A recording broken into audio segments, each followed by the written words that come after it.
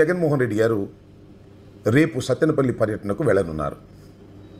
దీనికి ప్రధానమైనటువంటి కారణం సత్తెనపల్లి నియోజకవర్గం రెంటపాళ్ల గ్రామంలో వైఎస్ఆర్ కాంగ్రెస్ పార్టీ నాయకుడైన కొర్లకుంట నాగమల్లేశ్వరరావు ఎన్నికల తదనంతరం పోలీసుల హెరాస్మెంట్ భరించలేక ఆత్మహత్య చేసుకున్నాడు. వారి కుటుంబాన్ని పలకరించాలని ఎప్పటి నుంచో అనుకోవటం జరుగుతూ ఉంది.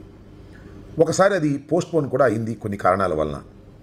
రేపు ఆయన బయలుదేరి వెళ్ళాలని నిర్ణయించుకొని ప్రోగ్రామ్ను కూడా ఫిక్స్ చేసుకున్నారు.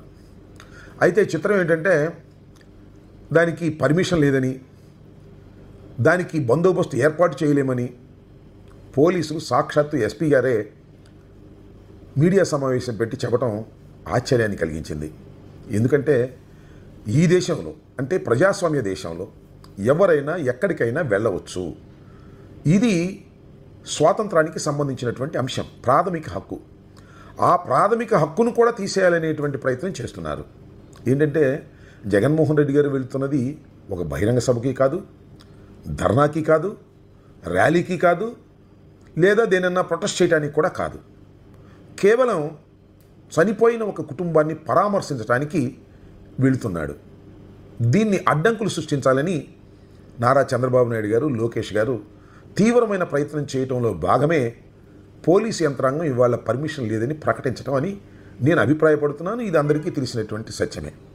అసలు ఎందుకు పర్మిషన్ లేదని చెబుతున్నారు అనే దాని మీద కొద్దిగా మనం ఆలోచన చేయాలి. చంద్రబాబు నాయుడు గారికి, తెలుగుదేశం పార్టీకి ఒక భయం పట్టుకుంది. అదేమిటంటే 11 సీట్లకి 40% ఓట్లకి పరిమితమైపోయిన జగన్మోహన్ రెడ్డి గారు బయటకు వెళుతుంటే ఈ మధ్యన జనం తండోపతండాలుగా వస్తున్నారు. లెక్కకు మించిన వాళ్ళు వస్తున్నారు. మేము పోగు చేసినా కూడా తెలుగుదేశం మీటింగ్లకి ఇంతమంది రావడం లేదు. కానీ జగన్మోహన్ రెడ్డి గారు ఇల్లు దాటి బయట కాలు పెడితేనే వేలల్లో లక్షల్లో ప్రజలు వస్తున్నారు. ఈ పరిస్థితిని చూసి ప్రజలు మళ్ళీ నెక్స్ట్ తెలుగుదేశం ప్రభుత్వం రాదు అనేటువంటి అభిప్రాయానికి వస్తారేమో అనేటువంటి ఒక భయం తండ్రి కొడుకుల గుండెల్లో బయలుదేరింది. మీరు చూశారు కదా, ఈ పర్యటన జరగకోకుండా ఉండాలనేది తండ్రి కొడుకుల యొక్క పన్నాగం. ఒకసారి మిర్చి యార్డుకు రైతులను పరామర్శించడానికి వస్తే దానికి పోలీస్ సెక్యూరిటీని కూడా కల్పించుకోకుండా తప్పుపోయారు. అయినా పర్యటన ఆగలేదే. పర్యటన జరిగింది, రైతులను పరామర్శించడం జరిగింది, రైతులు ఇతిబాధలు తెలుసుకునేటటువంటి కార్యక్రమం కూడా ముగించుకుని జగన్మోహన్ రెడ్డి గారు వెళ్ళారు. ఇంక ఎక్కడికి వెళ్ళినా వేలల్లో లక్షల్లో ప్రజలు ఆయన్ని చూడటానికి, ఆయన్ని సపోర్ట్ చేయడానికి వస్తున్నారు అనేది ఎస్టాబ్లిష్ అయిపోయింది. మొన్న పొదిలి వెళ్ళారు పొగాకు రైతులను పరామర్శించడానికి. అక్కడ చంద్రబాబు గారు చెప్పిందే 15,000 మందిని ఎంటబెట్టుకుని వెళ్తాడా అని. తాడేపల్లి నుంచి 15,000 మందిని ఎంటబెట్టుకెళ్ళారా? అక్కడ జనం వచ్చారు. జగన్మోహన్ రెడ్డి గారు జనం మనిషి. జగన్మోహన్ రెడ్డి గారు ఏదైనా ఒక ప్రాంతానికి వెళితే అశేషంగా జనం వస్తారు. అది ఆయనకున్నటువంటి క్రేజ్ అనండి, ఆయనకున్నటువంటి అభిమానం అనండి. Is a mass leader. దానికి వస్తే మీకేంటి అభ్యంతరం నాకు అర్థం కాలేదు. దాన్ని ఏదో ఒక విధంగా అణిచివేయాలనేటువంటి ఒక ప్రయత్నం మీరు చేస్తున్నారు. పొదిల్లో అంతమంది జనం వచ్చారనే ఈర్ష్యతో వచ్చిన వాళ్ళని కొంతమంది మీద కేసులు పెట్టి వేధించేటటువంటి కార్యక్రమం చేశారు. We can face it.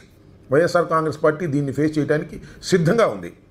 ఇవాళ సత్తెనపల్లి నియోజకవర్గంలో ఒక కుటుంబాన్ని పరామర్శించడానికి వెళుతుంటే ఏమిటి మీ ఆజ్ఞలు నాకు అర్థం కాలేదు. ఏమిటి నిషేధాలు? జగన్మోహన్ రెడ్డి గారు వెళుతుంటే వస్తారు జనం. దాన్ని ఎవరు కాదంటారు? మేమన్నా తీసుకొస్తున్నావా, లేకపోతే డబ్బులు ఇచ్చి తీసుకొస్తున్నావా, లేకపోతే వాళ్ళకి ఏమైనా తాయిలాలు ఇచ్చి తీసుకొస్తున్నావా, వాళ్ళకి ఏమైనా ట్రాన్స్పోర్ట్ పెట్టి తీసుకొస్తున్నావా? వాళ్ళంతటా వాళ్ళే జగన్మోహన్ రెడ్డి గారు మా ఊరు వస్తున్నారనే ఉద్దేశంతో వాళ్ళు వచ్చి జగన్మోహన్ రెడ్డి గారికి ఎదురుగా నుంచుని జైలు కొడుతున్నారు. ఇది జగన్మోహన్ రెడ్డి గారికి ఉన్నటువంటి ఒక క్రేజ్ అనండి, ఒక అభిమానం అనండి. దాన్ని చూసి ఓర్వలేక మీరు ఎందుకు ఈ విధంగా ప్రజాస్వామ్యంలో ఆయనకి పర్మిషన్ లేదని నివారించడానికి మీరు ప్రయత్నం చేస్తున్నారు. ఇక్కడ మీరు గమనించవలసింది ఇంకోటి కూడా ఉంది. వైఎస్ఆర్ కాంగ్రెస్ పార్టీ అధికారంలో ఉన్నప్పుడు మరి విశాఖపట్నంలో పవన్ కళ్యాణ్ గారు జనవాణిని పెట్టి వెళ్తే పోలీసులు మీకు పర్మిషన్ లేదు అంటే, పబ్లిక్ మీటింగ్ పర్మిషన్ లేదు అని చెప్పి నోటీస్ ఇచ్చినందుకే అంతగా పవన్ కళ్యాణ్ గారు రెచ్చిపోయి మాట్లాడారు. మర్చిపోయారేమో బహుశా.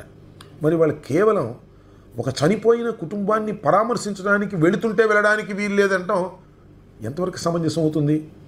పవన్ కళ్యాణ్ గారు, మీరు మరి మాట్లాడిన దీని గురించి మీరు మాట్లాడరా? ఆ హక్కులు మీకేనా, మాకు లేవా? ఇది మీరు ఆలోచించాలని కూడా ఈ సందర్భంగా పవన్ కళ్యాణ్ గారికి నేను సవినయంగా చెప్పదలుచుకున్నాను.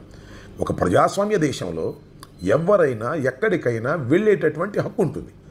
లేదు మేమేదైనా అరాచకం సృష్టించడానికో, లేదో తగాదాకో, లేక ఒక ఫ్రిక్షన్ చేయడానికో, లేకపోతే ఒక ర్యాలీకో వెళుతుంటే మేము పర్మిషన్ తీసుకోవాలి. జగన్మోహన్ రెడ్డి గారు బెంగళూరు నుంచి విజయవాడ రావడానికి పర్మిషన్ తీసుకోవాలా? విజయవాడ నుంచి పల్నాడు రావడానికి పర్మిషన్ తీసుకోవాలా? లేదా పల్నాడు నుంచి ఆ ఇంటికి వెళ్ళడానికి పర్మిషన్ తీసుకోవాలా? స్వేచ్ఛగా తిరిగేటటువంటి హక్కు ఈ భారతదేశంలో ప్రతి పౌరుడికే ఉంది. దానిలో జగన్మోహన్ రెడ్డి గారు మాజీ ముఖ్యమంత్రి గారు కాబట్టి ఆయనకి మరింతగా హక్కు ఉంటుంది. మీరు పోలీసు బలగాలను ఆయనకు వస్తున్నటువంటి జనాన్ని అదుపు చేయడానికి మీకు శక్తి లేకపోతే చెప్పండి, అంతే తప్ప ఈ విధమైనటువంటి దాని ఏదో చెప్తారు తొండాడటం అని. చిన్నప్పుడు మనం చిన్నపిల్లల దగ్గర ఏంట్రా తొండాడుతున్నామంట, ఈ తొండి కార్యక్రమాలు ఎందుకు? జగన్మోహన్ రెడ్డి గారు వస్తుంటే పర్మిషన్ లేదు, మీరు రావడానికి వీలు లేదు అని ఇలాంటి తొండి కార్యక్రమాలు ఆడటం వల్ల మీకు ఏ విధమైనటువంటి ప్రయోజనం లేదు. సరిగదా? జగన్మోహన్ రెడ్డి గారికి వస్తున్నటువంటి ప్రజాదరణ చూసి మీరు ఓర్వలేకపోతున్నారనేటువంటి సంకేతాలు రాష్ట్ర వ్యాప్తంగా వెళతాయి. మీ పతనం మరింత వేగంగా జరుగుతుందనే విషయాన్ని దయచేసి గుర్తుపెట్టుకోవాలని ఈ సందర్భంగా చెప్పదలుచుకున్నాను. ఇవాళ సత్తెనపల్లి జగన్మోహన్ రెడ్డి గారు మీరు ఎన్ని ఆంక్షలు విధించినా జగన్మోహన్ రెడ్డి గారు వెళతారు, నాగమల్లేశ్వరరావు కుటుంబాన్ని పరామర్శిస్తారు, తిరిగి వస్తారు. ఇది మా హక్కు. మా హక్కుని హరించటం అనేది ఈ రాష్ట్ర ప్రభుత్వానికే కాదు, ఎవ్వరికీ సాధ్యం కాదనే విషయాన్ని కూడా ఈ సందర్భంగా సవినయంగా చెప్పదలుచుకున్నాను. రేపు పర్యటనకు జగన్మోహన్ రెడ్డి గారు వెళుతున్నప్పుడు జనం రావడం అనేది ఒక సహజమైనటువంటి అంశంగానే నేను భావిస్తున్నాను తప్ప మరొకటిగా భావించటం లేదు. ఇలాంటి అప్రజాస్వామికమైనటువంటి విధానాలను అవలంబించడం వల్ల తెలుగుదేశం ప్రభుత్వం తీవ్రంగా నష్టపోతుందని కూడా ఈ సందర్భంగా చెప్పదలుచుకున్నాను. ధన్యవాదాలు.